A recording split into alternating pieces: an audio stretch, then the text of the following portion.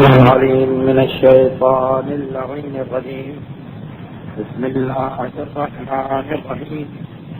الحمد لله رب العالمين بارئ الخلائق أجمعين بارئ الأنبياء والمرسلين، والصلاة والسلام على أفضل السفراء المقربين وحبيب إله العالمين وآله الطيبين الطاهرين المعصومين المنتجبين، لا سيما على بقية الله في الأراضين وحجته على العالمين.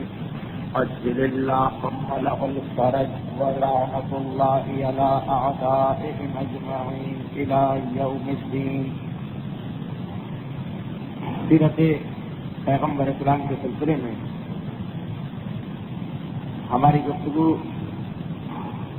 جناب عبداللہ کی شادی کے واقعے پر ہوئی تھی، اور گزشتہ ہفتے تفصیل کے ساتھ یہ بیان کیا جا چکا ہے کہ وہ کیا حالات تھے، وہ کیا اسباب تھے جن کی بنا پر جناب عبداللہ کا نکاح قبیلہ بنی زہرہ میں جناب آمنہ بنت وہب کے ساتھ ہوا. تاریخوں میں موجود ہے کہ جس نکاح کے بعد جو اگلا جمعہ آیا ماہ جمادی الثانی تھا، اور شب 14 قریب آنے والی تھی، جناب عبداللہ اپنے والد اور خاندان کے دوسرے رشتے داروں کے ساتھ مکے کے قریب عرفات کے میدان میں جاتے ہیں. وہاں جا کر خاندان بنی ہاشم اپنے دستور اور طریقے کے مطابق عبادات میں مشغول ہو جاتا ہے. جناب عبداللہ عجیب منظر دیکھ کے حیران رہ جاتے ہیں. سلطان صحرا بے آب و گیاہ میدان، جہاں پہ سوائے ریت کے اور کچھ نہیں ہے. جگہ وہاں پہ ایک درخت، باغ اور ایک نہر کی نظر آئی، اور نہر کی ایسی کہ جب اس کا پانی پیا تو شہد سے زیادہ میٹھا، برف سے زیادہ ٹھنڈا، اور مجھ کو امبر سے زیادہ خوشبودار. حیران و پریشان جناب عبداللہ اس پانی کو پینے کے بعد واپس آتے ہیں. حضرت عبد المطلب نے اپنے بیٹے کے چہرے پر حیرت کے آثار دیکھ لیے. مسکرا کے سوال کیا کہ بیٹا، کیا ایسا واقعہ پیش آیا کہ تم اتنی حیرت زدہ ہو؟ جناب عبداللہ اپنے باپ کو سارا واقعہ سنا کے کہتے ہیں کہ حیرت اس بات سے ہے کہ ایسا سزا عرفات کا میدان، آج کے حاجی صاحبان وہاں جاتے ہیں، مکمل طور پر سرائے علاقہ ہے، وہاں پہ پانی کی اس نہر کا ظاہر ہونا، اور پھر ہر جمعے کو ہم لوگ جاتے ہیں، کبھی نظر نہیں آئی یہ نہر، اور آج نظر آئی اس طرح کہ پانی پیا اور ایک مرتبہ وہ نہر اور اس کے چاروں طرف کا باغ نگاہوں سے پوشیدہ ہو گیا. حضرت عبد المطلب پھر مسکرائے اور جواب دیا کہ بیٹا یہ کوئی نیا واقعہ نہیں ہے، میرے ساتھ بھی یہی واقعہ پیش آ چکا ہے. یہی عرفات کا میدان تھا، یہی جمعے کا دن تھا. اسی طرح میں بھی یہاں پہ عبادات کے لیے اپنے خاندان کے ساتھ آیا تھا، اور ایک سلطان جنگل یکایک میری آنکھوں کے سامنے بھی ایک نہر ظاہر ہوئی، اور جیسے ہی میں نے ایک کلو پانی پیا تو وہ نہر اس کے بعد غائب ہو گئی. اور بیٹا وہی رات سبب بنی، اس کے بعد میرا حمل قرار پایا اور تو اس دنیا میں آیا. جناب عبد المطلب کی اس بات کو سن کر جناب عبداللہ کی حیرت دور ہوئی اور سمجھ گئے کہ پروردگار عالم کی حکمت کا تقاضا یہ ہے کہ جو امانت جناب عبداللہ کی پیشانی میں رکھی گئی تھی اب اسے جناب آمنہ تک منتقل کیا جائے. چنانچہ تاریخ کہتی ہے کہ یہ دن اختتام کو پہنچا. 14ویں رات کی ماہ جمادی الثانی اور جمعے کا دن اختتام کو پہنچ رہا تھا جب جناب عبداللہ اپنے گھر واپس تشریف لاتے ہیں، اور اسی رات کو جناب آمنہ حاملہ ہوئی. تاریخ یہ کہتی کہ جناب آمنہ کا حاملہ ہونا مسلسل ساری دنیا میں عجیب و غریب واقعات کی ابتدا کر گیا. مکے کی سرزمین میں صرف اتنا واقعہ پیش آیا کہ جناب آمنہ حاملہ ہوئی، اور وہ نور جو آج تک حضرت عبداللہ کی پیشانی میں چمکتا تھا اب جناب آمنہ میں چمکنے لگا. لیکن باقی دنیا کے اندر ایک واقعے کی وجہ سے ایسی تبدیلی آئی کہ مشرق سے لے کر مغرب تک تمام وہ انسان کہ جنہیں دنیا کے آلات سے دلچسپی تھی چوکنا ہو گئے، اور ان میں جو سمجھدار لوگ تھے ان کے دل نے گواہی دی کہ کوئی نہ کوئی عجیب واقعہ کل رات کو ضرور پیش آیا ہے۔ تاریخ بتا رہی کہ سب سے پہلے چیز تو مکے والوں ہی کے لیے تھی کہ مکے اس سے پہلے کا زمانہ مسلسل خیرت کا زمانہ تھا، کسی قسم کی بارش نہیں ہوئی تھی، معمولی کا غلہ جو پیدا ہوتا تھا وہ بھی کئی سالوں سے پیدا نہیں ہوا تھا۔ مکے والے انتہائی پریشانی کی حالت میں تھے، مگر اس رات کے بعد جب صبح آئی تو اتنی کثرت کے ساتھ نعمتیں مکے میں نازل ہونے لگی کہ مکے والوں نے اس سال کا نام ہی رکھ دیا عام الفتح، مصیبتیں دور ہونے کا سال، راحت و آرام کے آ جانے کا سال۔ اور اس کے فوراً بعد جو دوسری نمایاں تبدیلی پیش آئی وہ یہ کہ عرب کے لوگوں نے متفقہ طور پر خاندان قریش کو اہل اللہ کا خطاب کیا، یعنی اللہ کے گھر کی حفاظت کرنے والے۔ یہ وہ خطاب تھا جو اس سے پہلے کسی قوم اور قبیلے کو نہیں ملا تھا، لیکن یکایک اس ایک رات کے واقعے نے قریش کی عزت میں اس طرح اضافہ کر دیا کہ مشرق اور خودپرست عرب جنہیں شاید خود بھی پتا نہ ہو کہ ہم کس طرح سے پروردگار عالم کے صاحب کے مطابق عمل کر رہے، مگر ایک مرتبہ قریش کی عزت کئی گنا بڑھ چکی۔ دنیا کے اندر دیگر مقامات پر بھی مختلف واقعات پیش آ رہے ہیں۔ تاریخ یہ بتا رہی کہ خیر یہ رات تو ایسی کہ جنہیں زیادہ تفصیلات نہیں معلوم تھی پیغمبر کے بارے میں، وہ لوگ بھی چوکنا ہوشیار ہو گئے کہ آج کچھ نہ کچھ ہوا، لیکن وہ لوگ جو ویسے ہی سالوں سے انتظار کر رہے تھے کہ آخری رسول اس دنیا میں آنے والا ہے، ظاہری طور پر ساری نشانیاں پوری ہو چکی ہیں، ان کو تو فوراً پتہ چل گیا کہ کل رات کو کیا واقعہ پیش آیا۔ یہ ذہن میں رکھیے کہ کچھ ایسے قابل فخر مسلمان ہیں جنہیں یہ شرف مل چکا تھا، یہ سعادت مل چکی تھی کہ پیغمبر اسلام کی ولادت سے پہلے ان کو مسلمان قرار دے کر امت رسول میں شامل کر کے قیامت کے میدان میں ان کی شفاعت کا وعدہ کر لیا گیا تھا۔ یہ خود ایک انتہائی تفصیلی موضوع ایسے لوگوں کی فہرست، لیکن بہرحال تواریخ میں یہ موجود ہے ایک ایسا گروہ بھی تھا انسانوں کا کہ ابھی رسول اس دنیا میں ظاہر بھی نہیں ہوئے، ابھی اسلام کا پیغام پہنچا بھی نہیں، اور انہیں مسلمان قرار دیا گیا۔ خاص طور پر دو شخصیتوں کا تذکرہ بہت نمایاں طور پہ آ رہا، سیرت رسول، سیرت تاریخ اسلام۔ تو تاریخ اسلام کے یہ دو واقعات، ایک وہ واقعہ کہ پیغمبر اسلام نے جب 23 سال بعد بلکہ 21 سال کے بعد مکے کو فتح کیا، پیغام اسلام کی تبلیغ سے 20-21 سال بعد مکے کو فتح کیا، خانہ خدا کے قریب پیغمبر اسلام تشریف فرما تھے، اتنے میں ایک گروہ آیا۔ زمانہ کو زمانہ تھا کہ مکہ فتح ہونے کی خبر سن کر سارے عرب کے قبیلوں سے چھوٹے چھوٹے گروہ اور وفد اور ڈیلیگیشن آ رہے تھے پیغمبر کی خدمت میں۔ ایسا ہی ایک وفد آیا، پیغمبر ہر ایک سے سوال کرتے ہیں کہ تمہارا تعلق کس قبیلے سے ہے؟ انہوں نے جواب دیا ہمارا تعلق قبیلہ بکر ابن وائل سے ہے۔ پیغمبر نے پہلا سوال یہ کیا کہ یہ بتاؤ قیس ابن ساحدہ کی کیا حالت ہے؟ لوگ حیران ہوئے، پریشان ہوئے، قیس ابن ساحدہ اس کے بارے میں رسول سوال کیوں کر رہے ہیں؟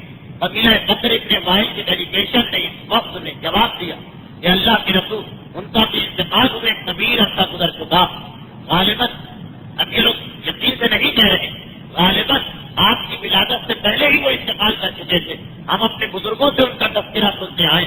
پیغمبر نے کہا لیکن میں اپنی آنکھوں سے دیکھ رہا قیس ابن ساحدہ سرخ اونٹ پر بیٹھے ہوئے وہ کاف کے میلے میں پہنچے ہیں۔ یہ میلہ مکے کے قریب لگایا جاتا تھا، سارا عرب اس میں شدت کے لیے آتا تھا، ہر شہر اور ہر قبیلے کا ایک اسٹال ہوتا تھا، خیمے لگائے جاتے تھے، چیزیں بیچی جاتی تھی، ہر شخص اس میں شریک ہوتا تھا۔ تو میں دیکھ رہا ہوں کہ یہ قبیلہ ہے، یہ میلہ حکام لگا ہوا، قیس ابن ساحدہ سرخ اونٹ پر بیٹھے ہوئے، اور ایک مرتبہ ایک چوک میں پہنچ کر جو بڑا بازار وہاں پہنچ کر رکتے اور بابا سے بلند کہتے ہیں کہ اے لوگوں جمع ہو جاؤ، اور جمع ہو جاؤ تو خاموش ہو جاؤ، اور خاموش ہو جاؤ تو غور سے سنو، اور غور سے سنو تو عمل کرو، اور عمل کرو تو دوسروں کو یہ بتاؤ کہ اس میں کوئی شک نہیں ہے کہ ہر انسان کو ایک دن مرنا ہے اور موت آنا، اور اس کے بعد ہر انسان کو میدان قیامت میں اٹھایا جانا۔ اور اس کے بعد پیغمبر اسلام قیس ابن ساحدہ 3-4 جملے اور نقل کیے اور فرمایا کہ تم کہہ رہے کہ میری پیدائش سے پہلے ان کا انتقال ہو چکا، لیکن گویا میں اپنی آنکھ سے اب تک قیس ابن ساعدہ کو دیکھ رہا ہوں. کیا تمہیں پتا نہیں کہ میدان قیامت میں میرا جتنا میرے کلمہ پڑھنے والے جتنے لوگ ہیں وہ اپنی قوم اور قبیلے کے ساتھ آئیں گے، مگر قیس ابن ساعدہ اکیلے ہی اٹھائے جائیں گے، اس لیے کہ میری پیدائش سے پہلے ہی انہوں نے مجھے پہچانا، میری معرفت حاصل کی، مجھ پر ایمان لائے اور میری پیدائش سے پہلے ہی انہوں نے انتقال کیا، مگر وہ میری امت میں شامل ہیں. اسلام سے پہلے، اسلام کے ظاہر ہونے سے پہلے ان کو مسلمان قرار دیا گیا اور پیغمبر اسلام ان کو یہ اعزاز دے رہے. تاریخ بتاتی ہے کہ ایسا ایک اور واقعہ پیش آیا. واقعات تو بہت سارے، یہ دو واقعات اس لیے بیان کیے گئے کہ قیس ابن ساعدہ کا واقعہ بھی آگے چل کر سیرت رسول میں ایک مقام پر اور نمایاں ہو کے آئے گا، اور یہ دوسرا واقعہ جو آپ سن رہے ہیں یہ تو خود ہی آپ کو معلوم ہو جائے گا کہ اس واقعے کے ذریعے تاریخ کا ایک اور بہت ہی اہم حصہ جو بعد میں بیان کیا جائے گا اس کا آغاز پتہ چلے گا کہ وہ اصل میں وہ چیز شروع کہاں سے ہوئی تھی. واقعہ یہ کہ یہودی حضرات اپنی کتابوں کے اندر مسلسل یہ پڑھتے ہیں کہ آخری زمانے میں رسول آنے والا. یہودیوں کے ایک گروہ نے یہ طے کیا کہ ایسا کرو ہم اپنی قوم کو اور اپنے وطن کو اور اپنے شہر کو چھوڑیں اور اس مقام پہ جائیں جہاں پر یہ رسول آنے والا، اور پہلے سے جا کے اس کا انتظار کریں. کتابوں کو ٹٹولا گیا کہ وہ کون سی جگہ. کتابوں میں ایک جملہ لکھا تھا تیر و احد کے درمیان، تیر اور احد کے درمیان ایک علاقہ جو راستہ، اس مقام پر یہ رسول آ کے رہے گا. تیار ہوئے. احد کے میدان کو تو ہر ایک پہچانتا، چنانچہ تیار ہوئے یہود، کہا کہ چلو اس علاقے کو پہچان لو، یہی مکان بناتے رہو، ہم مر گئے تو ہماری اولاد اس رسول کو پالے گی، کیونکہ کتابوں میں لکھا کہ وہ اسی جگہ سے ظاہر ہوگا. پورا قافلہ چلا. ہر قبیلے کے وہ لوگ جو تیار ہو گئے تھے اپنی قوم چھوڑ کر ایک ویرانے میں جا کے رہنے پر، یہ سارا قافلہ چلا. چلتے چلتے احد کے مقام تک تو پہنچ گئے. یہ وہی احد ہے جہاں بعد میں ایک انتہائی اہم غزوہ ہوا جو غزوہ احد کے نام سے بچے بچے کو معلوم ہے. مگر اس زمانے میں احد کا پہاڑ تو تھا، مدینہ شہر نہیں تھا، بالکل صاف اور جنگل علاقہ تھا. اب یہ لوگ وہاں پہنچتے، وہاں پہنچنے کے بعد چاروں طرف تلاش کر رہے تیر و احد کے درمیان کون سی جگہ، مگر اس مقام پر جو اکا دکا لوگ رہتے، ہر ایک کہتا ہے کہ یہ تو نام ہی آج تک ہم نے نہیں سنا، یہ آپ کہاں سے نام لے کے آ گئے. اب تو بڑے پریشان، قوم اور قبیلے کو چھوڑ کے آئے تھے، یہاں آ کر رسول کے ظاہر ہونے کی جگہ پر قیام کریں گے، اور پتہ چلا کہ کسی کو جگہ ہی نہیں معلوم، وطن بھی چھوٹ گیا، یہاں بھی جگہ نہیں مل رہی. طے کیا کہ چلو آس پاس جہاں جہاں جس کو جگہ ملے نئے سرے سے زندگی گزارے. کچھ لوگ بدر کے مقام پہ چلے گئے، کچھ لوگ خیبر کے مقام پہ آ گئے، کچھ لوگ نیما کے مقام پر چلے گئے. اور اب وہ جو ان کے ذہن میں خیال تھا جسے لے کر یہ اپنے قوم سے باہر نکلے تھے وہ تو بالکل بھول چکے، مایوس ہو چکے، یقین ہو چکا کہ وہاں تک تو ہم نہیں پہنچ پائیں گے. اب تاریخ سے بتا رہی کہ یہ سب لوگ ایک ہی مقصد لے کر اپنے خاندان کو چھوڑ کے نکلے. اس اعتبار سے ان سب میں آپس میں انتہائی دوستی پیدا ہو گئی. نیما کے مقام پر جو لوگ رہ رہے، ایک دن انہوں نے کہا بہت دن ہو گئے اپنے دوستوں سے ملے ہوئے، بدر اور خیبر کے ساتھیوں سے چل کے ملنا چاہیے اور ان کی خیریت دریافت کرنا چاہیے. یہ خیال کر کے باہر آئے، چاروں طرف دیکھنے لگے. اس زمانے کا عام دستور تھا کہ ہر بستی کے باہر اونٹ والے اونٹ لے کر بیٹھتے تھے تاکہ مسافروں کو آنے جانے کی ضرورت پیش آئے تو ہمارے اونٹ حاضر. ایک اونٹ والا گزرا وہاں، اسے روکا اور کہا کہ ہم خیبر کی طرف اور بدر کی جانب جانا چاہتے ہیں، وہاں پہ ہمارے بہت سارے دوست ہیں. اس اونٹ والے نے کہا ٹھیک ہے، یہ اجرت ہوگی، یہ پیسے ہوں گے. طے پا گیا. اونٹوں پر بیٹھے، اونٹ چلنے والے تھے کہ اونٹ والا کہنے لگا کہ میں آپ کی اجازت چاہتا ہوں. اس چیز کی اجازت، اس لیے اجازت کہا کہ میں عام راستے سے نہیں جاؤں گا، میں یہ چاہتا ہوں کہ جلدی پہنچ جاؤں، اس لیے تیر و احد کے درمیان کے راستے سے میں آپ کو لے چلوں گا. ایک مرتبہ یہ لفظ سننا چونک اٹھے، کیا تمہیں یہ جگہ معلوم ہے، کیا تمہیں یہ راستہ معلوم ہے؟ اونٹ والا بھی حیران ہوا، اس میں تعجب کی کیا بات ہے، پھر رات میں وہاں سے گزرا کرتا ہوں. کہا تو پھر جلدی سے ہمیں لے چلو. چلنے لگا یہ قافلہ، اور یہ بھی کہا کہ دیکھو بدر اور خیبر کی بات چھوڑو، جب تیر و احد کے درمیان ہمارا اونٹ پہنچے تو بتا دینا کہ ہم وہاں آ چکے. اونٹ والا حیران، عجیب آدمی، جانا بدر اور رکنا چاہتے ہیں بیچ راستے میں، لیکن خیر اسے کیا، اسے تو اپنے پیسے چاہیے تھے. چلتے چلتے تیر و احد کے درمیان پہنچے. یہ وہی ٹکڑا تھا زمین کا جہاں پر آج شہر مدینہ آباد ہے. اونٹ والے نے اونٹوں کو روکا کہا کہ جلدی کیجیے، آپ نے کہا تھا اس لیے میں نے روکا، یہ ہے گیرو بہت کا درمیانی راستہ، مگر بدر اور خیبر یہاں سے خاصا دور ہے، آپ جلدی کیجیے، اتنا وقت نہیں ہے کہ ہم یہاں ٹھہرے۔ کہا اونٹوں کو بٹھاؤ، اونٹ بٹھائے گئے، اونٹوں سے اترے، اب اونٹ والے کی بے چینی اور بڑھ گئی، پہلے ہی وقت کم ہے اور یہ لوگ اتنا ٹائم یہاں پہ ضائع کر رہے، انہوں نے اونٹ والے کو پوری اجرت۔ کہا خدا حافظ، اب نہ ہمیں بدر سے مطلب ہے نہ خیبر سے، ہم یہی رہیں گے، اور اس کی تلاش میں تو ہم پتا نہیں کب سے تھے، یہ بالکل اتفاقی آپ کو مل گیا یہ مقام۔ خیر اونٹ والا کو ایک مرتبہ حیران و پریشان چلا گیا، انہوں نے فوراً اپنے دوستوں کے نام خط لکھے، بدر اور خیبر کے ساتھیوں کے نام، مبارک ہو، جس جگہ کی تلاش میں تھے وہ جگہ مل گئی، فوراً آ جاؤ اور ہم تک یہاں پہ بستی بنا کے رہے، تاکہ ہماری کتابوں میں جو لکھا کہ آخری رسول یہاں پہ ظاہر ہوگا تو ہم ان لوگوں میں شامل ہوں گے جن کے درمیان یہ رسول آنے والا۔ بدر اور خیبر سے جواب آیا کہ بہت دن گزر گئے، اب پتہ چلا تو اب ہمارا دل نہیں جا رہا، ہم نے یہاں پہ کھیتیاں آباد کر دی، بستیوں کو قائم کر دیا، مکانات بنا لیے، اب ان سب کو چھوڑ کر ایک مرتبہ پھر نئے سرے سے زندگی شروع کریں، یہ ممکن نہیں، لیکن ہاں جیسے ہی وہ رسول تمہارے پاس آئے یہ تمہارا فرض ہے کہ فوراً ہمیں اطلاع دینا تاکہ ہم اس کی مدد کے لیے یہاں پہ پہنچ جائیں۔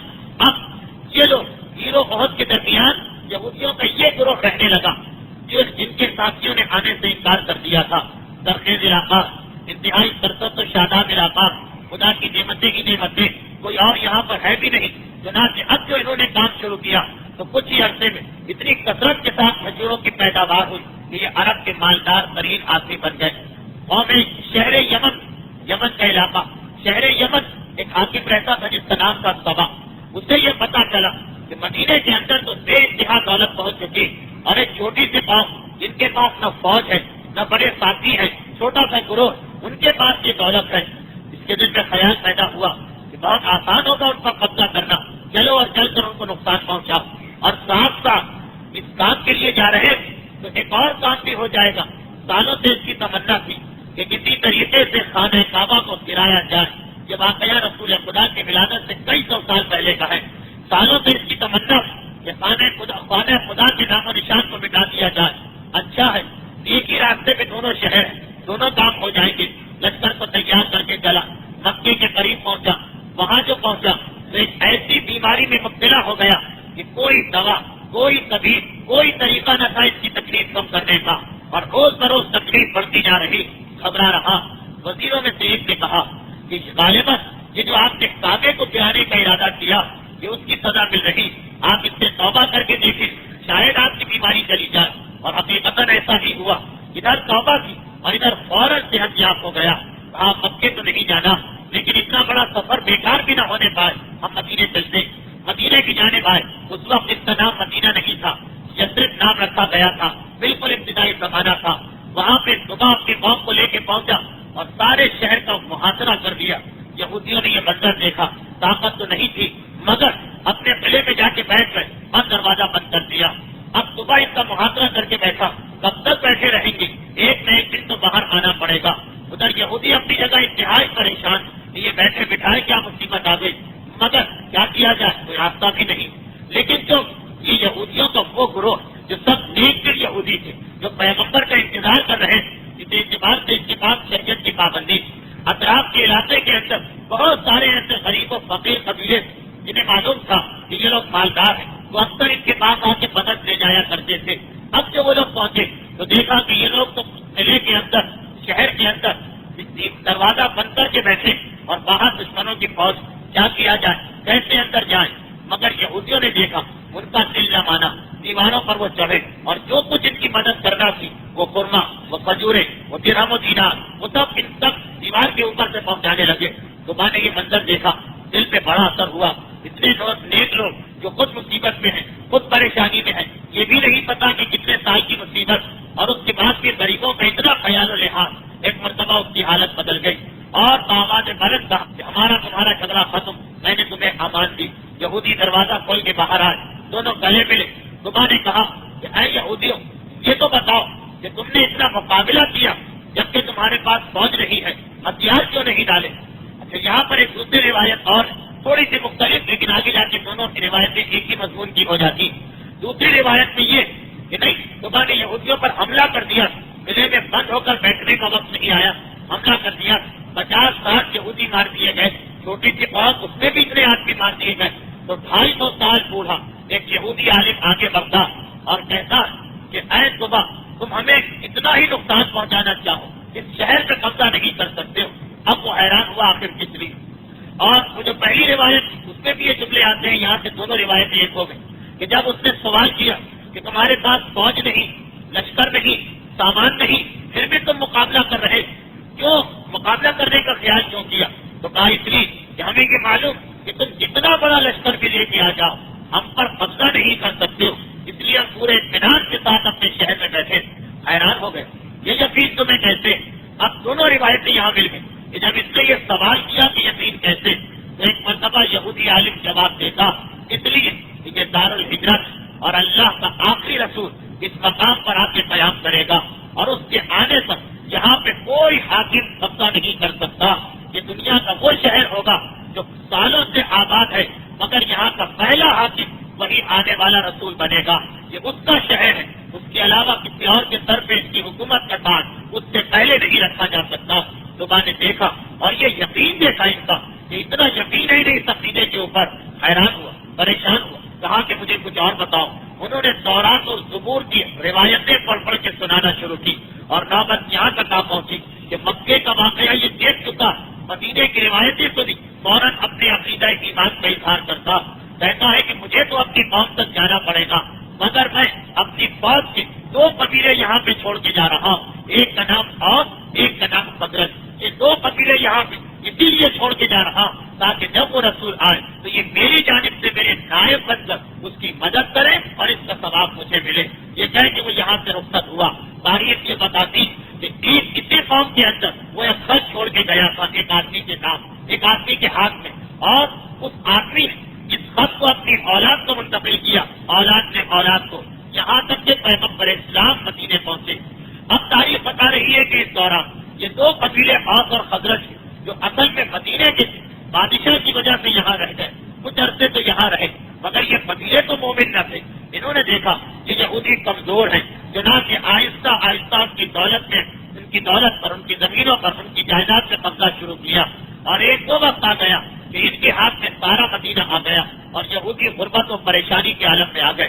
اس حیثیت یہودی بار بار ایک جملہ دہراتے رہتے کہ اے اوس و خزرج کے مہمانوں، ہمارے مہمان بن کے آئے، ہمارے شہر پہ قبضہ کر کے بیٹھ گئے، مگر کتنے دن، ایک دن وہ رسول آنے والا جس کا تذکرہ ہماری کتاب میں ہے، ہم اس پر ایمان لائیں گے، اور ہماری کتاب میں لکھا کہ وہ ساری دنیا کا حاکم بنے گا، کوئی اسے شکست نہ دے سکے گا، پھر تمہارا ٹھکانہ کہاں ہوگا؟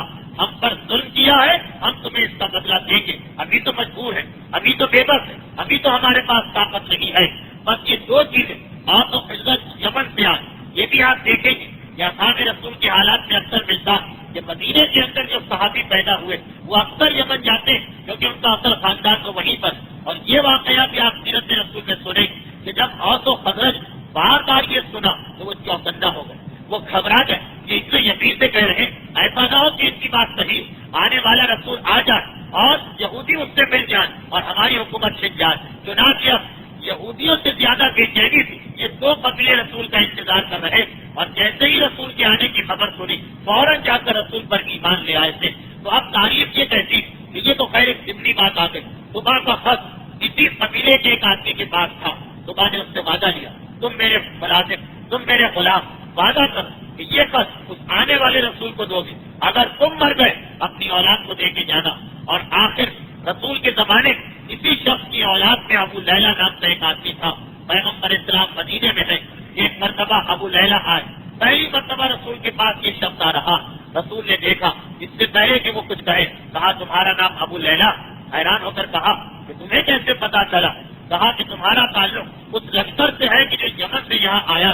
کہا اور حیران ہوا یہ تمہیں کیسے پتا چلا؟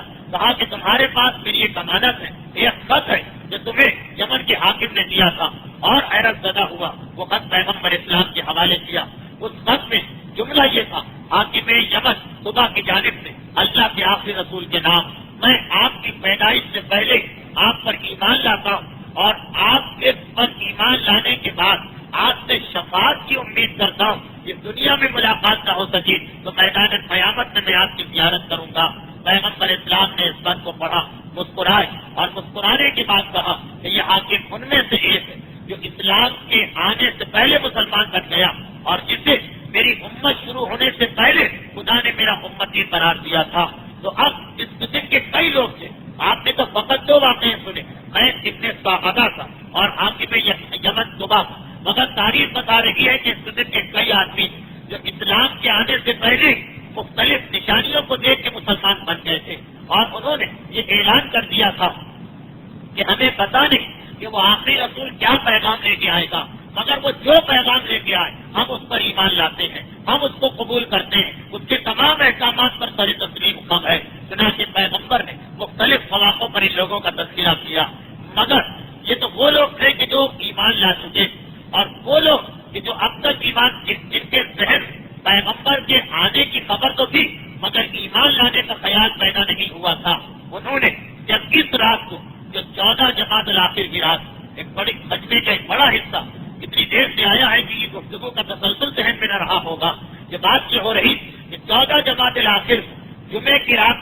کہ جب پیغمبر اسلام کا نور جناب آمنہ کے جسم میں منتقل ہوا اور تمام دنیا میں عجیب و غریب واقعات پیش آئے، اور وہ واقعات تفصیل کے ساتھ تو آپ آئندہ سنیں، مگر ان میں سے 2 واقعات آج سنانا ضروری کیونکہ یہ بھی آگے چل کر بہت سے اہم واقعات کو حل کریں گے۔ تاریخ یہ بتا رہی، یہ معصوم کا بیان کیا ہوا واقعہ، امام معصوم صادق آل محمد امام جعفر صادق علیہ السلام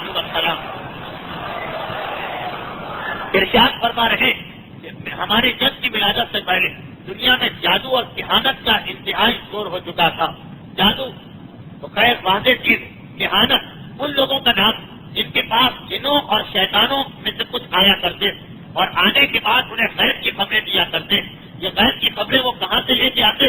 پیغمبر اسلام کے آنے سے پہلے، بلکہ حضرت عیسیٰ کی ولادت سے پہلے شیطان کو 7 آسمانوں پر جانے کی اجازت تھی، اگرچہ وہ بارگاہ الہی سے نکالا جا چکا تھا مگر آسمانوں کا راستہ اس کے لیے بند نہیں ہوا تھا۔ حضرت عیسیٰ کی ولادت کے بعد 3 آسمان اس کے لیے بند ہو گئے۔ پیغمبر اسلام کی ولادت کے بعد باقی جو کچھ اس کے ساتھ ہوا وہ آپ بات میں سنیں گے کہ پیغمبر اسلام کی ولادت کے بعد جو کچھ ہوا، لیکن رسول کی ولادت اور حضرت عیسیٰ کی ولادت کے درمیان 4 آسمانوں تک شیطان کو جانے کی اجازت ہے۔ اب جب یہ ان آسمانوں میں جاتا تو ہر آسمان پر فرشتے جو ایک دوسرے سے باتیں کرتے رہتے، آج خدا نے یہ حکم دیا، آج پروردگار کی جانب سے یہ حکم آیا، آج حضرت جبرائیل کو یہ حکم ملا، آج حضرت میکائیل یہ کر رہے، اور شیطان یہ ساری خبریں سنتا، سننے کے بعد واپس آتا اور اپنی ضروریت جو اس کا کلمہ پڑھنے والے شیطان انہیں جا کے یہ پیغام پہنچاتا۔ اب وہ لوگ دنیا کے انسانوں میں جسے دیکھتے کہ یہ ہمارا اعلی کار بن سکتا، اس سے رابطہ بڑھاتے اور اسے یہ غیب کی خبریں پہنچاتے تاکہ اس کے ذریعے معاشرے میں اس کی ایک عزت ہو اور لوگ آسانی سے بہک سکیں۔ امام معصوم کہہ رہے کہ حالت کا رواج زیادہ، جادو تو بہرحال پھر بھی ایک ایسا علم تھا جس میں غلطیاں ہو سکتی، اس علم میں غلطی کی گنجائش نہیں تھی کیونکہ شیطان جو کچھ کہہ رہا وہ وہی تھا کہ جو آسمانوں میں کہا گیا تھا۔ ہاں اب آج کے زمانے میں یہ علم بھی غلط، اس کی وجہ آپ آئندہ تقریر میں سنیں گے۔ تو ذہن میں رکھیے کہ آج جو ہمارے مجتہدین فتویٰ دیتے ہیں کہ کہانت حرام، یعنی کسی شخص کا یہ خیال کرنا کہ میرے پاس کوئی جن آتا یا کوئی شیطان آتا اور مجھے خبریں دے کے جاتا، اس کو دوسروں تک پہنچانا بھی حرام اور دوسروں کے لیے کاہن کے پاس جانا بھی حرام۔ فلاں آدمی کے پاس جن آتا ہے چلو جا کے اس سے دریافت کرو، شیطان آتا ہے جا کے اس سے دریافت کرو، یہ اب حرام۔ لیکن ولادت رسول سے پہلے ان کے پاس ساری خبریں صحیح ہوتی، ساری خبریں سچی ہوتی کیونکہ خود آسمان سے سن کے آئے تھے۔ امام معصوم کہہ رہے کہ انہی کاہنوں میں سے ایک کا نام تھا سطح اور یہ ملک شام میں رہا کرتا تھا۔ یہ بڑا عجیب و غریب کاہن تھا اس اعتبار سے کہ یہ پیدا ہوا تو گوشت کا ایک ٹکڑا، اس کے سارے جسم نہ کہیں ہڈی تھی نہ کہیں کوئی مسل یا پٹھے، فقط گردن اور سر، اس میں ہڈیاں اور پٹھے، باقی سارا جسم گوشت۔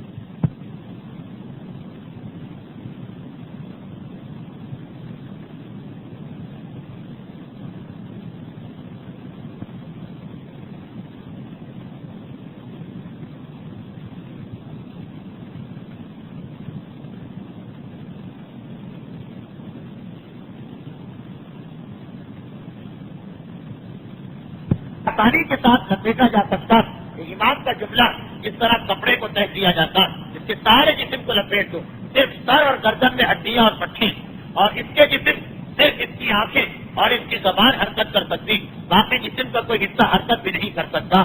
مگر یہ ایک ایسا کاہن تھا کہ جس کے پاس یہ علم اس منزل پر تھا کہ ساری دنیا کے حاکم اس سے بلایا کرتے اور اس سے پوچھا کرتے کہ بتاؤ کیا واقعات پیش آنے والے، کیونکہ اس کی ہر خبر سچی نکلتی، اس لیے دولت کی زیادت، عزت کی زیادت، اور اس نے اپنی خدمت کے لیے کچھ غلام ملازم رکھے جو اسے کھجور کے درخت کے پتوں سے بنے ہوئے ایک بستر پہ رکھا کرتے اور اٹھا کر پھرا کرتے۔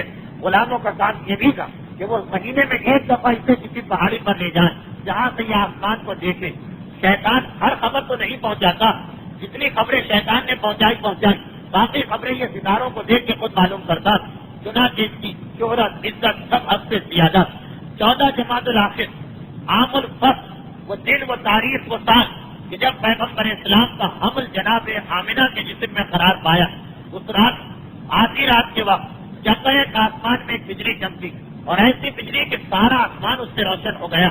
روایت یہ ہے کہ صبح اس وقت اپنے مکان میں آرام کر رہا، جگہ ایک سڑک کی آواز سنائی، سارا آسمان روشن۔ یہ منظر اس نے دیکھا، عام آدمی تو ڈر کے مارے اپنے گھروں میں چھپ گئے، مگر یہ کاہن آسمان پر ہونے والی ہر تبدیلی سے اسے کچھ پتا چلتا۔ غلاموں سے کہا مجھے فوراً اٹھا کے قریب کی پہاڑی پر لے جاؤ۔ غلام اسے لے کے گئے، وہاں پہنچا، دور دور تک نگاہ ڈالی، ہر طرف کی روشنی نظر آ رہی۔ تاریخ یہ بتا رہی، اب یہ پورا واقعہ پیغمبر اسلام کے زمانے حمل کا ایک اہم واقعہ، یہ اتنی ڈیٹیل میں مجھے جانا پڑ رہا۔ تاریخ بتا رہی کہ دور دور تک روشنی نظر آ رہی، مگر اس نے یہ دیکھنا چاہا کہ یہ روشنی نکل کہاں سے رہی، پھیل تو گئی پورے آسمان پر، شروع کہاں سے ہوئی؟ تو حجاز کی جانب، اس سے یہ روشنی حجاز سے نکلتی نظر آئی۔ یہ شام میں مشرق کی طرف حجاز کی جانب، جہاں مکہ ہے، جہاں مدینہ ہے، اس طرف سے یہ روشنی سے نظر آئی، مگر اب اسے صحیح تو پتا نہیں کہ یہ کس شہر کے کس مکان سے نکلنے والی روشنی۔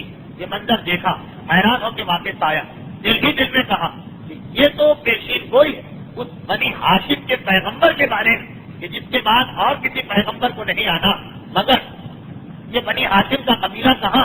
اب تک اس نے کوئی عزت نہیں لیا، یہ پتا تھا کہ بنی ہاشم میں ایک رسول آنے والا، اب تک اس نے کوئی دلچسپی نہیں لی کہ یہ قوم کہاں، بنی ہاشم کس کا نام۔ اب جو روشنی دیکھی تو فوراً ذہن میں خیال آیا وہ رسول دنیا میں آنے والا ہے یا آ گیا، فوراً اس کا پتہ کرو۔ کہاں سے کرے؟ خود چل پھر نہیں سکتا، اس قابل نہیں۔ دنیا بھر میں جتنے کاہن سب کو یہ خط لکھ کے بھجوا رہا۔ کل رات کو میں نے یہ منظر دیکھا، تمہارے پاس اگر اس کا کوئی حل ہے تو فوراً مجھے جواب بھجوا۔ اب اس کی عزت ساری دنیا کے کاہن کرتے ہیں، کہیں سے کوئی امید والا جواب نہیں آیا۔ ہر ایک نے کہا کہ روشنی ہم نے بھی دیکھی، مگر کچھ پتا نہ چل سکا کہ کس علاقے کی روشنی۔ کچھ عرصے کے بعد ملک یمن سے جواب آ رہا۔ یمن کے ملک میں ایک عورت رہتی تھی جس کا نام زرقا تھا۔ اس عورت کی وجہ سے میں نے یہ سارا واقعہ سنایا، اگرچہ خود یہ واقعہ بھی ایک انتہائی دلچسپ چیز ہے، لیکن میرا موضوع فقط یہ عورت، آپ دیکھیں گے آگے چل کر اس کی سازش کو۔ یہ یمن کی ملکہ اور علم کہانت میں اور جادوگری میں انتہائی نامور تھی، سطح کے برابر ہی اس کا مقام تھا۔ اس کی جانب سے ایک خط کا جواب آیا، کہا کہ اے سطح، تم نے جو کچھ رات کو دیکھا، تاریخ یہ بھی بتا رہی ہے اس کے بارے میں کہ سطح کا قاصد جب اس کے پاس خط لے کے گیا، یہ عورت نہ صرف یہ کہ علم میں ماہر، بلکہ اس کی آنکھ کی روشنی بھی اتنی تیز کہ اگر کوئی آدمی 3 دن کے فاصلے پر ہو تو یہ بتا سکتی تھی کہ کون آدمی آ رہا ہے اور کیا لے کے آ رہا۔ محل میں بیٹھی ابھی سطح کا قاصد یمن سے 3 دن کے فاصلے پر ہے، درباریوں سے کہنے لگی کہ میں قاصد کو آتا دیکھ رہی، اور مجھے یہ بھی نظر آ رہا کہ اس کی پگڑی کے اندر کسی کا خط رکھا ہوا۔ کون ہے یہ؟ یعنی اتنی اس کی آنکھوں کی روشنی تیز۔ وہ آیا قاصد، خط کو کھولا اور ایک مرتبہ کہا کہ میں سمجھ، جس روشنی کے بارے میں اس نے سوال کیا میں نے خود تو وہ روشنی نہیں دیکھی، رات کو آرام کر رہی ہوگی، مگر مجھے پتا ہے کہ اس کا راز کیا۔ چنانچہ جب جواب پہنچتا ہے سطح کے پاس کہ مکے کے اندر عبد مناف کا جو خاندان، اس میں آخری رسول کو آنا، یہ روشنی یقیناً اس خاندان میں کسی اہم واقعے کے پیش آنے کے بعد پھیلی۔ سطح نے خط پڑھا، پہلا جواب ایسا تھا کہ جس میں کوئی اشارہ دیا گیا، غلاموں سے کہا مجھے اٹھا اور مکے کی جانب لے چلو، دولت کی کوئی کمی نہیں۔ غلام اسے لے کے مکے میں داخل ہوئے۔ جب یہ شہر مکہ میں داخل ہوا، اس کی شہرت اتنی کہ جہاں سے یہ داخل ہو رہا وہاں مکے کے 3-4 بڑے بڑے سردار بیٹھے، عتبہ تھا، شیبہ تھا، ابو جہل تھا، ولید تھا، دیکھا کہ سطح کا ہی نہ رہا، سب استقبال کے لیے کھڑے ہو گئے اور ایک مرتبہ اس کے پاس آئے، مگر ایک جملہ اس کی زبان سے سنا اور حسد کی وجہ سے سب اس سے ناراض ہوئے۔ جب اس نے یہ دیکھا کہ اتنے بڑے بڑے سردار آ رہے ہیں، کسی سے کوئی بات نہیں تھی، کہا یہ بتاؤ تم میں اپنے مناف سے تعلق رکھنے والا کوئی ہے؟ اپنی توہین محسوس کی ان لوگوں نے، ہم تو اتنی عقیدت سے ملنے آئے، اور اس نے پوچھا بھی تو ان کو کہ جن سے یہ چاروں کے چاروں شروع سے حسد کرتے چلے آ رہے ہیں۔ ایک مرتبہ غصے کے عالم میں یہاں سے چلے، سطح نے جواب دیا غلاموں سے کہ آگے بڑھو، اگر اپنے مناف آدمی ہوتا ہے ان میں سے کوئی تو کبھی اس طرح کا یہ رویہ اختیار نہ کرتے، آگے بڑھے، اب کہاں تلاش کریں؟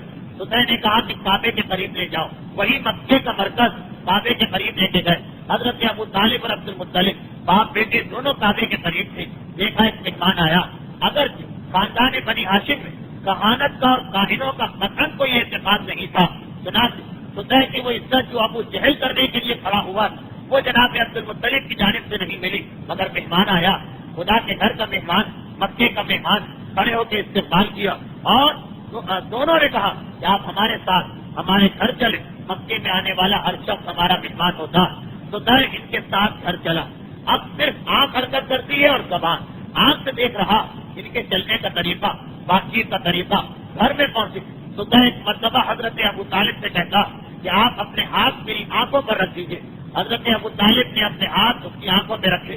ایک مرتبہ وہ سڑک کے کہتا یہ بتائیے کہ آپ کا تعلق کس خاندان سے ہے؟ حضرت ابو طالب بطور مزاح ایک ایسے خاندان کا نام لیا جہاں سے ان کا بہت دور دراز کا رشتہ تھا۔ تو میں حیران ہو گیا، کہا کہ آج پہلا موقع کہ میرا علم مجھے دھوکہ دے رہا، مجھے آپ کے ہاتھوں کو دیکھ اس میں سے خاندان بنی ہاشم کی جھلک نظر آ رہی تھی، مگر آپ کہتے ہیں کہ آپ کا تعلق کسی اور قبیلے سے۔ حضرت ابو طالب نے کہا کہ بنی ہاشم کے خاندان سے تمہیں تعلق کیا، واسطہ کیا؟ کہا کہ میں ان کو ایک خوشخبری دینے آیا ہوں کہ ان کے خاندان میں عنقریب وہ رسول پیدا ہونے والا جس کی حکومت ساری کائنات پر ہوگی اور قیامت تک اس کا نام باقی رہے گا۔ بہت تفصیل کے ساتھ خدا نے رسول کے فضائل بیان کیے، مگر یہ میرا موضوع نہیں ہے، اسے مختصر کرتا ہوں۔ اور پھر آخر میں یہ کہا سارے فضائل بیان کرنے کے بعد کہ مجھے یہ بھی پتا کہ اس رسول کا ایک معین ہوگا، ایک مددگار ہوگا، ایک ساتھی ہوگا، ایک ناصر ہوگا جو ہر مصیبت کو دور کرے گا، اور اس کے بعد اس کی نسل 12ویں کچھ تک امامت کا سلسلہ قائم رہے گا اور باقی رہے گا۔ حضرت ابو طالب نے یہ سوال سنا، حضرت ابو طالب نے یہ بات سنی، ایک مرتبہ بات سنتا ہے اتنا اور بتا دیں کہ وہ جو مددگار ہے اس کی تفصیل کیا، کیونکہ سطح کے رسول کے بارے میں تقریباً 50 جملے گئے، مددگار کے بارے میں فقط 5 جملے، کہا ذرا اس کی تفصیل اور بتا۔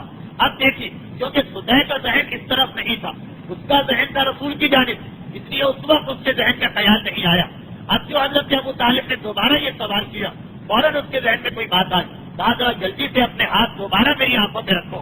حضرت ابو طالب نے اپنے ہاتھ اس کی آنکھوں پہ رکھے اور سطح کہتا یہ ہاتھ جو میرے سامنے آ گئے، خدا کی قسم یہ اسی مددگار کے باپ کے ہاتھ محسوس ہو رہے ہیں، تمہیں مبارک، تمہاری ہی اولاد کے اندر وہ مددگار پیدا ہونے والا کہ جو اس کی مدد کرے گا جو ساری کائنات کا حافظ اور قیامت تک اس کی رسالت کا نام باقی رہے گا۔ حضرت ابو طالب ایک مرتبہ پڑھے تو دیکھا کہ میرے پہلو میرے بھائی عبداللہ بھی آ کے کھڑے ہو چکے ہیں۔ حضرت عبداللہ جو اپنے بھائی سے ملنے آئے، یہ منظر دیکھا کہ ایک عجیب و غریب شخص لیٹا ہوا، پوچھا کہ یہ کون؟ حضرت ابو طالب نے چھوٹے بھائی کو ساری کیفیت بتائی تو طے کی آنکھ حضرت عبداللہ پر پڑی اور بے اختیار پکار اٹھا کہ یہ وہی ہے کہ جس کی تلاش میں آیا تھا، کیا تمہارے یہاں کسی بیٹے کی ولادت ہو گئی ہے؟ کہا کہ نہیں، اب تک کسی بیٹے کی ولادت نہیں ہوئی ہے، مگر میری بیوی حاملہ۔ تو طے کہتا ہے کہ مجھے باہر لے جاؤ، مکے کے اندر کعبے تک لے جاؤ۔ کعبے میں پہنچایا گیا تو طے سارے مکے میں اس عرصے میں خبر پھیل چکی کہ وہ کاہن آ گیا جس کی زیارت کے لیے ساری دنیا تڑپ تھی۔ چنانچہ مکہ حضرت عبد المطلب کے گھر کی جانب آ رہا تھا، پتا چلا کہ یہ کاہن تو خانہ کعبہ کے قریب، سارا کا سارا یہ لشکر، یہ مجمع، یہ ہجوم واپس پلٹا۔ تاریخ بتا رہی، یہ معصوم کی حدیث ہے کہ معصوم بیان کر رہے کہ ایک مرتبہ یہ سارا مکہ وہاں پہنچتا اور سطح نے ان کو مخاطب کیا، مکے والوں مبارک، خاندان بنو ہاشم کے ذریعے تمہیں ایک ایسی سعادت ملنے والی کہ قیامت تک تمہاری عزت اور تمہارا احترام کیا جائے گا۔ یہ کہہ کر پیغمبر اسلام کے بارے میں ساری تفصیل بتائی۔ اب اس مکے وہ زمانہ آ چکا کہ خاندان بنی ہاشم سے حسد کرنے والے بھی ہیں، خصوصیت کے ساتھ وہ جب مسلسل 3 پشتوں سے خاندان بنو امیہ سے اختلاف واقع ہوتا چلا آ رہا، وہ لوگ اب طاقت پکڑ چکے. یہ جو جملے سنے سدے، اتنا بڑا طاہر، مگر کہا کہ ہم تمہاری بات نہیں مانتے، ہم تمہاری بات پہ یقین نہیں کرتے. بتاؤ تو صحیح، اگر وہ رسول پیدا ہونے والا تمہارا علم یہ بتا رہا تو کیا تم یہ بتا سکتے ہو کہ وہ کس آدمی کے گھر میں پیدا ہوگا؟ جواب دیا، جاؤ اپنی قوم کی ساری عورتوں کو جمع کرو، میں بتا دوں گا کہ وہ رسول کس عورت کے بطن سے ظاہر ہونے والا. یہ بھی ذہن میں رکھی کہ سدے جہاں پہ رسول کا ذکر کر رہا وہاں پر رسول کے مددگار کا ذکر کر رہا. اور اگر آپ نے کتابوں میں غور کیا ہوگا تو ہمیشہ یہ بات دیکھی ہوگی کہ ظہور امام زمانہ کی تفصیلی روایت سدے کے ذریعے سے بھی، سدے کے ذریعے سے بھی، کیونکہ اس نے رسول خدا اور 12 اماموں سب کا تذکرہ کیا تھا اس واقعے. لیکن کیونکہ مجھے آپ کو پیغمبر اسلام کی سیرت سے متعلقہ حصہ سنانا، اس لیے باقی چیزوں کو نظر انداز کرنا پڑ رہا. اب سارے مکے کی عورتوں کو جمع کیا گیا. حضرت ابو طالب نے کچھ سوچ کر جناب آمینہ اور جناب فاطمہ بنت اسد سے کہا کہ تم لوگ گھر میں آرام کرو. سارے مکے کی عورتیں آ چکی. سدے کی آنکھ حرکت کر رہی، ایک ایک عورت کو دیکھ رہی اور کہہ رہا ہے کہ نہیں نہیں نہیں، یہ وہ عورت نہیں، یہ وہ عورت نہیں. سارے مکے کی عورتیں اس کے سامنے سے گزر گئی اور اس نے جواب دیا کہ ان میں تو وہ عورت نہیں. اب وہ مایوس ہوا، اس لیے کہ عورتوں کو اس نے بلایا تھا اس تانے کے جواب میں جو ابو جہل نے دیا تھا، اور اب اس کا علم شکست کھا رہا. گھبرا کے یہ کہتا کہ کوئی عورت باقی تو نہیں رہی اپنے گھر کے اندر. حضرت ابو طالب نے جواب دیا کہ ہاں، ہمارے خاندان کی 2 عورتیں. کہا کہ ذرا ان کو بھی لے کے آنا.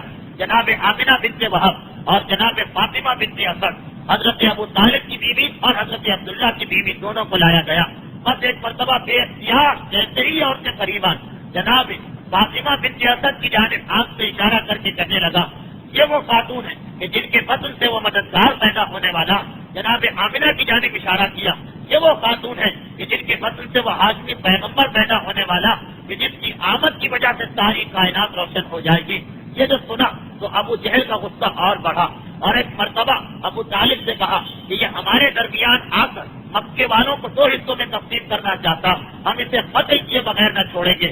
حضرت ابو طالب نے کہا یہ اب ہمارا مہمان بن چکا، ہم نے اس کو مہمان کہا، اس کی حفاظت ہماری ذمہ داری. ایک مرتبہ تلواریں نکل آئیں، لیکن ابھی خاندان بنو ہاشم کمزور اور سارا مکہ ابو جہل کے پاس ہو چکا.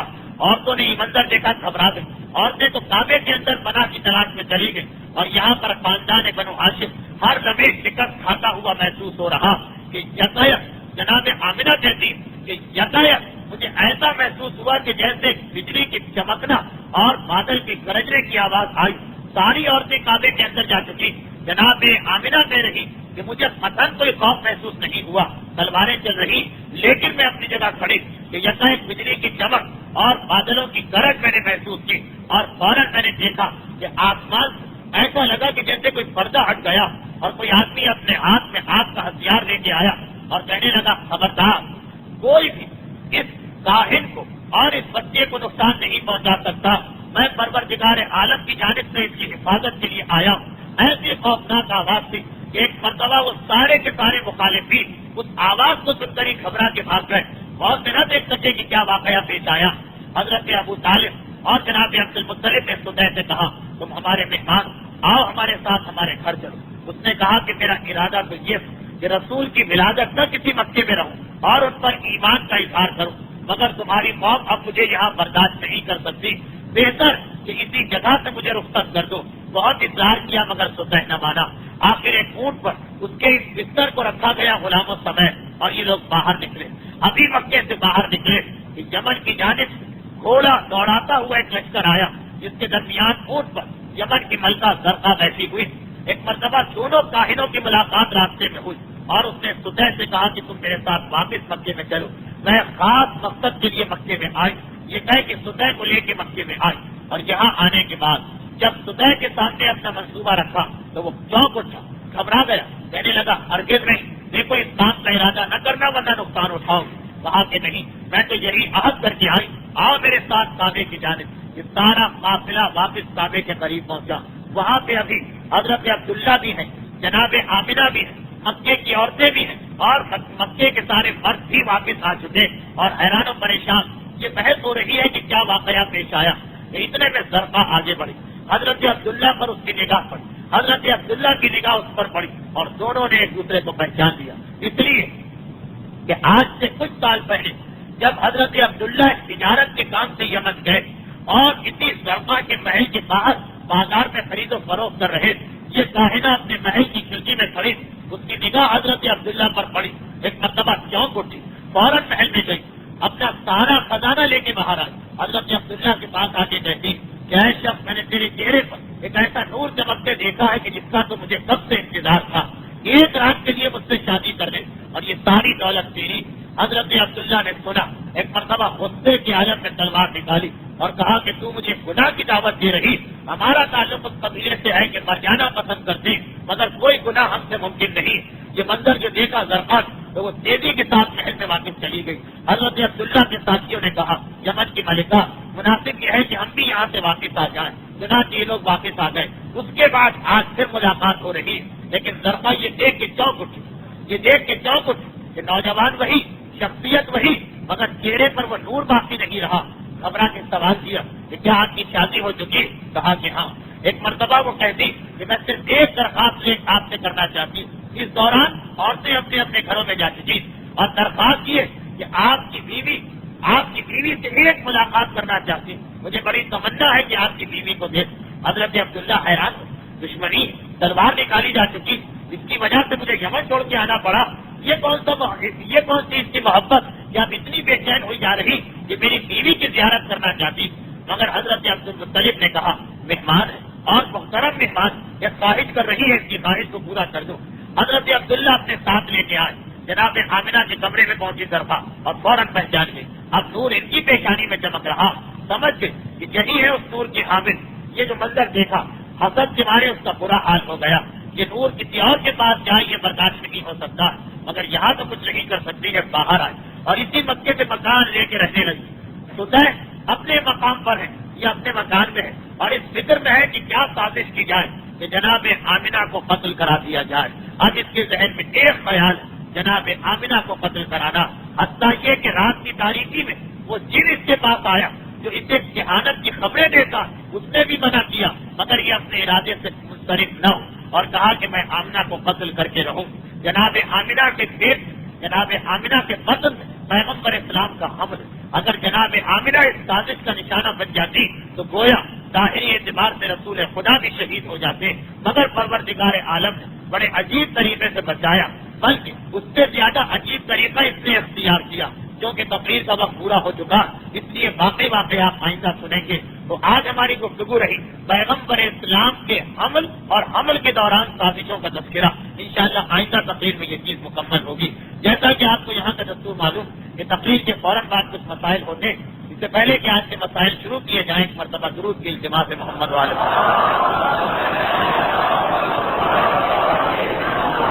نہ صرف یہ کہ وقت ہو گیا بلکہ زیادہ وقت ہو گیا، سردیوں کی رات ہے، اس اعتبار سے زیادہ لمبی گفتگو نہیں کی جائے گی۔ اب جتنا باقی وقت مسائل کا بچ رہا، ویسے تو 15 منٹ کا وقت ہونا چاہیے، مگر صرف 10 منٹ باقی بچے، اس میں میں پچھلے ہفتے ہی کے کچھ مسائل کو مزید واضح کر کے آپ کے سامنے پیش کرنا چاہتا ہوں۔ پچھلے ہفتے مسئلہ آیا تھا کہ ہر وہ چیز جو 1 سال تک بغیر استعمال کے ہمارے پاس پڑی رہے اس کا خمس دینا ہے۔ یہ مسئلہ تو اب یہاں کا بچہ جانتا، لیکن اس کا وہ پہلو بتانا تھا جو عام طور پر لوگ بھول جاتے ہیں۔ کفن ہے، سجدہ وغیرہ ہے، کہ ان سب کا خمس دینا۔ ایک غلط فہمی پیدا ہو سکتی ہے، اس لیے میں اس کی پھر وضاحت کر دوں کہ یہ جو کہا گیا کہ 1 سال تک اگر ایک چیز ہمارے پاس پڑی رہے اور استعمال میں نہ آئے تو اس کا خمس دینا پڑے گا، یہ مسئلہ اپنی جگہ صحیح۔ پھر میں نے مثال دی کہ مثلاً ایک آدمی مشہد گیا، وہاں جانماز خریدی اور تصویر خریدی اور سجدہ خریدی اور انہیں لے کے آئے۔ اب اگر سجدہ خریدنے کے بعد 1 سال تک اس کے پاس پڑی رہے تو اس کا خمس واجب ہو جائے گا، مگر بشرطے کے استعمال نہ، جو چیز استعمال میں آ جائے اس کا کوئی خمس نہیں۔ اگر اس میں غلط فہمی پیدا ہو سکتی ہے، اس کی وضاحت کر دی جائے کہ یہ ضروری نہیں ہے کہ سجدہ کو 1 سال، بلکہ جس پیسے سے سجدہ خریدی گئی اگر اس کا خمس نہیں نکلا تو پھر یہ مسئلہ ہے کہ جس دن وہ پیسہ ہمارے پاس آیا جب اس کو 1 سال ہو جائے، چاہے سجدہ کو 1 سال نہ بھی ہو، تب بھی سجدہ اور تصویر اور جانماز اور کفن کا خمس دینا پڑے گا۔ اب اصل مسئلہ کیا بنا؟ اصل مسئلہ یہ بنا کہ فرض کیجیے کہ ہم مشہد گئے اور صحیح طریقے سے گئے، یعنی جس مجتہد کی تقلید میں اس کے فتوے کے مطابق گئے، یہ نہیں کہ تقلید ہے آیت اللہ خمینی اور فلیٹ سے پیسے خریدے جا رہے ہیں، تجارت کے لیے سامان خریدا جا رہا، ڈالر کا غلط طریقے سے کیش کرایا جا رہا ہے، گمان بازار اختیار سے لے جائے جا رہے ہیں، زیارت بھی ہو رہی ہے اور تقلید بھی آقا خمینی کی ہو رہی، وہ تو زیارت بھی حرام، سفر بھی حرام، چیزیں بھی حرام، لیکن یہ کہ صحیح طریقے سے جائیں، زیارت کا خرچہ آپ جب صحیح طریقے سے جائیں گے، بطور مثال میں کہہ رہا ہوں کہ آیت اللہ خمینی کے فتوے میں تو یہ سب حرام، تو اب باتوں میں تو زیارت نہیں ہو جائے گی کہ جو آج لوگ کر لیتے، بلکہ بعض اوقات تو ایک پیسہ بھی خرچ نہیں ہوتا بلکہ نفع ہی نفع ہو جاتا، لیکن صحیح طریقے سے گئے 2-4-5 ہزار کا خرچہ ایک مہینے میں تو نہیں، کچھ مہینے پیسے جمع کیے، تو فرق یہ ہے کہ ہم نے 4-5 مہینے میں پیسے جمع کیے، 5 مہینے پیسے ہم نے جمع کیے، پھر ہم زیارت پر چلے۔ اب یہ پیسہ تو 5 مہینے کا، اس پر تو خمس ہے نہیں، خمس تو ہوتا ہے 1 سال کے بعد، وہاں جا کر ہم نے خرچہ بھی کیا اور کچھ تحفے بھی خریدے، کچھ تبرکات بھی خریدے، سجدہ وغیرہ بھی خرید کے لائے، یہاں پر آئے، یہاں آنے کے بعد یہ سجدہ ہمارے پاس جتنی بانٹنا کی بات تھی، جو گھر میں رکھنا کی رکھ لی، ایک دو کو استعمال کر رہے ہیں، باقی محفوظ ہے کہ جب یہ خراب ہو جائیں گی تو اس کو استعمال کریں گے، کیونکہ سجدہ میں بھی یہ یاد رکھیے کہ اگر سجدہ کے اوپر محل کی اور پسینے کی ایک اتنی بڑی تہ جم گئی کہ جب ہم سجدہ کریں تو ہماری کھال مٹی پر نہ لگے بلکہ محل کے اوپر جا کر لگے، پوری ایک تہ جم جائے، تو اس صورت میں اس سجدہ پر سجدہ کرنا غلط اور نماز باطل، یا اس محل کو صاف کریں یا اس سجدہ کو بدلیں، کیونکہ کھال کو سجدہ پر رکھنا کافی نہیں، چہرے کی کھال مٹی سے ٹکرائے، بیچ میں کوئی چیز نہیں ہونا چاہیے، تو خیر ہم نے باقی سجدائیں محفوظ کر لی کہ جب یہ خراب ہو جائیں گی تو دوسروں کو استعمال کریں گے، تو اب یہ نہیں ہے کہ ہم یہ سوچیں کہ 1 سال تک جو سجدہ رہے گی پھر خمس ہوگا، نہیں، اب 7 مہینے کے بعد خمس واجب ہو جائے گی، کیوں؟ اس لیے کہ سجدہ تو ہمارے پاس 7 مہینے سے ہے، مگر جس پیسے سے خریدی گئی وہ پیسہ بھی 5 مہینے کا تھا، اس پر بھی خمس نہیں نکلا تھا، تو یہ دونوں کو ملا کر اب 1 سال پورا کیا جائے، کہ پیسہ 5 مہینے کا تھا بغیر خمس، اس پیسے سے اگر کوئی چیز اور خریدی جائے تو جو چیز خریدی گئی اس کے 12 مہینے پورے نہیں ہوں بلکہ اس پیسے کے اور اس چیز کے دونوں کے ملا کے 12 مہینے ہو جائے، چاہے وہ چیز ہمارے پاس 7 ہی مہینے رہے، 4 ہی مہینے رہے، 2 ہی مہینے رہے، تو اصل مسئلہ یہ تھا جو غلط فہمی ہو سکتی تھی، اس لیے اس کو واضح کر دیا۔ اب ایک مسئلہ خمس کا اور جو اکثر لوگ پوچھتے ہیں، دریافت کرتے ہیں کہ جب کسی آدمی کو پینشن، پروویڈنٹ فنڈ، گریجویٹی یا انشورنس وغیرہ اس صورت میں پیسہ واپس ملتا 5 سال کی سروس کے بعد، 10 سال بعد، 20 سال بعد، 25 سال بعد، تو کیا ان پر بھی خمس دینا ہے یا نہیں؟ دینا ہے تو فوراً دینا ہے یا 1 سال کے بعد؟ اس کا ایک مسئلہ ہے جو کہ تھوڑا پیچیدہ ہے، اس لیے مجھے بتانا پڑا۔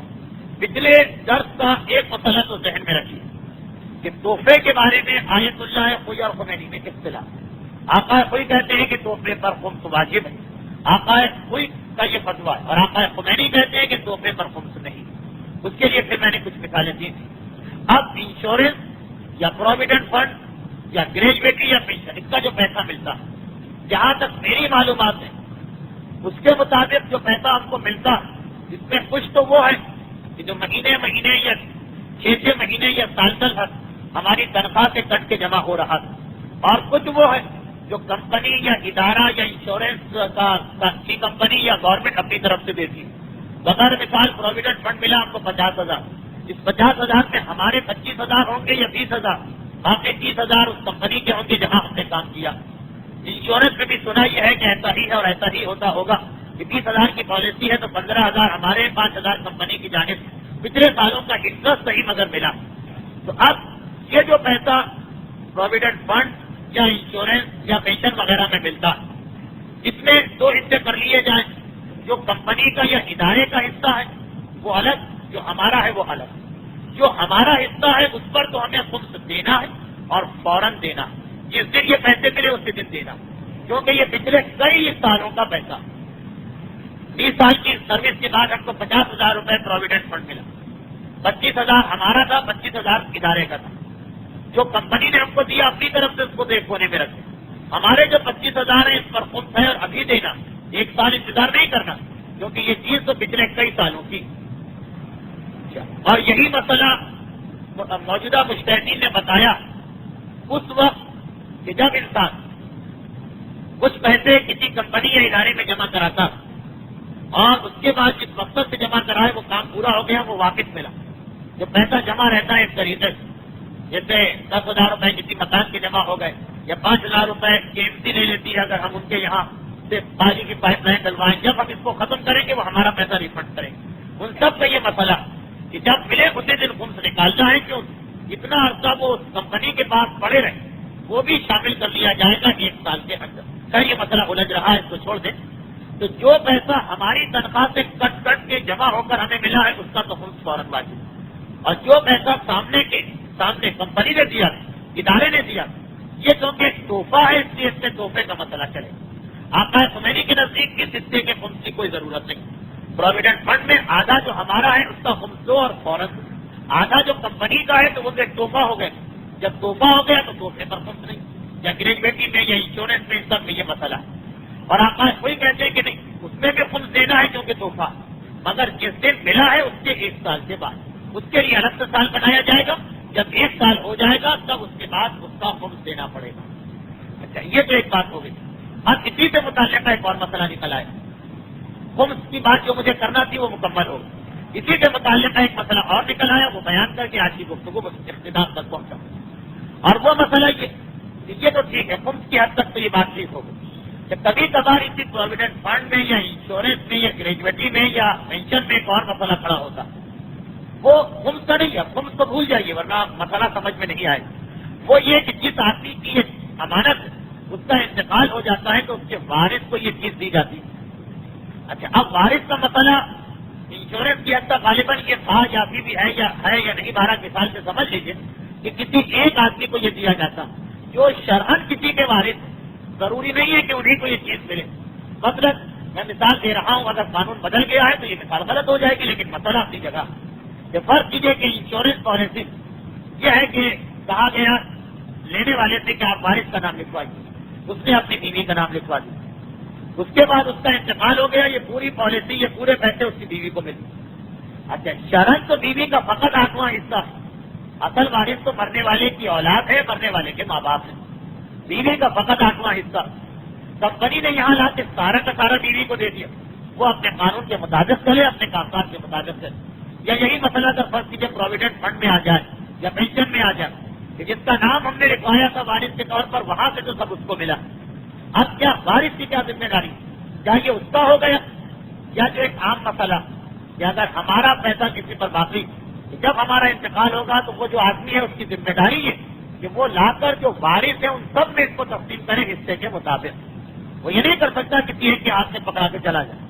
البتہ اگر یقین ہو کہ ایک آدمی دیانتدار ہے اور اپنے بھائیوں کو یا اپنے ماں باپ کو حصہ دے گا تو ٹھیک، لیکن یوں ہی کہ بھائی میں نے مرنے والے سے لیا، اس کا بڑا بیٹا ہے اس کو جا کے واپس کر دو، یہ غلط. 4 بیٹے ہیں تو 4 کو ان کے حصہ کر کے دو جب تک کہ بڑے بیٹے پر پورا یقین نہ ہو. تو کیا یہاں بھی یہی مسئلہ کہ بیوی پر واجب ہو گیا کہ جتنی اس کو پالیسی ملی ہے اس میں پورے شریعت کے طریقے کے مطابق حصے کر کے تقسیم کرے یا نہیں؟ اس مسئلے میں وہی باتیں جو خمس میں ہے مگر تھوڑے سے فرق کے ساتھ. وہ یہ کہ یہ جو پروویڈنٹ فنڈ یا گریجویٹی یا انشورنس ملا ہے مرنے والے کے کسی وارث ایک بیٹے کو یا خالی بیوی، اس میں کچھ تو مرنے والے کا حصہ ہوگا جو اس نے تنخواہ سے اس کی کٹا. وہ حصہ تو سارے وارثوں کا حق.